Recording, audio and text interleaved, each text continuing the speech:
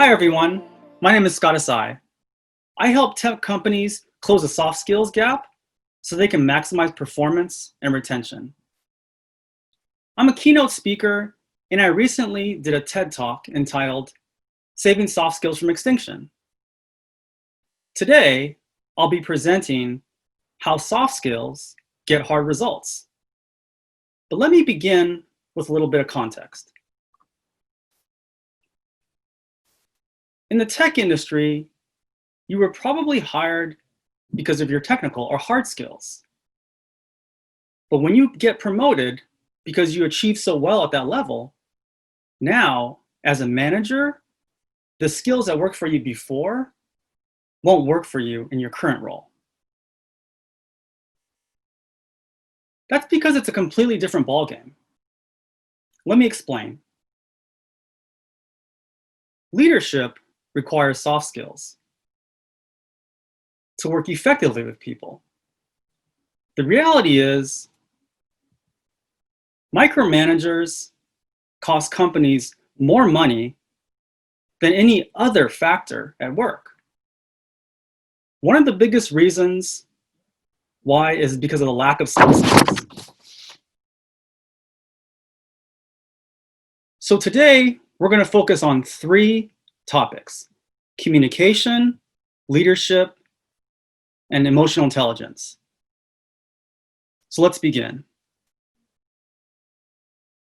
Communication. How do you define it? I define it as exchanging information. But what matters actually is more so how you say it rather than what you say.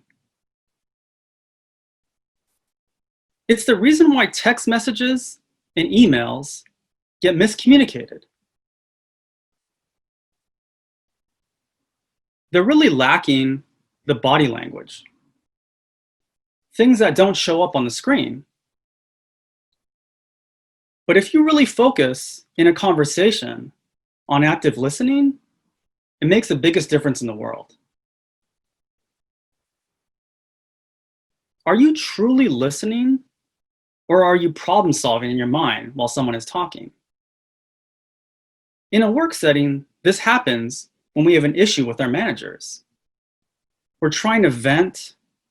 We're trying to tell him or her what's bothering us.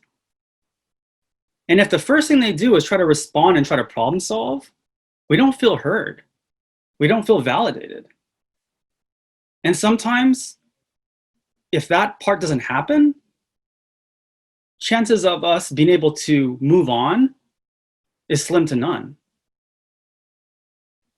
You see, communication is a two-way street. And a lot of times, we think only the person talking is the one who's communicating. But the person listening is also communicating. And that first happens through active listening. That means you have to make sure that you're clarifying what the person is trying to say. So you're literally repeating what they're saying back to you. Then once you do that and validate it, then you can move on. But most of the time, those steps don't happen. And we as communicators don't feel heard. These days, when face-to-face really wasn't an option and we're doing everything over video, video is still better than emailing or hopping on the phone. The reason why is because even though we're not face-to-face, we can still see the person. We can see their eye contact or lack thereof, the body language. We can see their shoulders slouch or move up. We can tell if they're engaged or they're not. So in terms of communication, we have to pick up on those things. Otherwise, we're not doing a great job listening. So really, the goal in this section of communication is to making sure that you're listening to clarify. You ultimately want to help the person solve their own challenge, because ultimately, that's what's going to do best for the person. Point number 2 is leadership. What is leadership? Although leadership has definitely various definitions, I would say that leadership is getting things done through people. But when you get promoted into that position, it's less about the technical skills and it's more about understanding that you have a new skill, a soft skill, because your role is different and what's expected of you is different as a manager. You know, years back, I took a role at an online test prep company as a faculty manager. My job was to manage 30 full-time tutors that I never met in person. And what I tried to do in the beginning part was to make sure that I built a profile about what the person was like. I asked them many questions, personal and professional. But the one question that I asked that really stopped them in their tracks and literally disarmed them was, how can I support you? I think they just caught them off guard. It's not necessarily a question you hear or get asked by a manager. But the reason why I wanted to know was because I believe that leadership is understanding your people. I think when we get to a certain point, we understand that chaos is going to happen, stress is going to show up. And by asking this question, how can I support you? The answer told me how to respond to them when stuff went down. Do you want me to back off? Do you need some help? Do you want someone just to hear you vent? Whenever something will go down like that, I would just look at my notes and respond from there. Why guess in that situation when you can have the answer given to you by the person that you're trying to help? To me, true leadership is serving. It's showing, not telling. And if you do the work and build that relationship in the beginning part, when things get tough, you've earned your way into that person. You've earned the right to say the tough things when nobody else wants to say those things. And quite frankly, the person will take it better because they respect you, because you've earned it. Leadership isn't easy by any means. But people get too caught up with the idea of these different skills that happen with it. And the thing is that at the core of leadership is the heart to serve. And if you have that, you'll figure out the tools to use afterwards.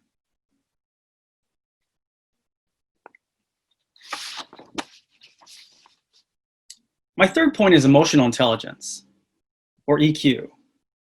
What is that? Emotional intelligence is the ability to manage your emotions with others. There's a book by Daniel Goleman called Emotional Intelligence at Work. And some of the stats from his book are staggering. He states that 90% of what moves a person up the success ladder is soft skills or emotional intelligence. He also says that people who have emotional intelligence are 2 times as likely to succeed versus ones who don't.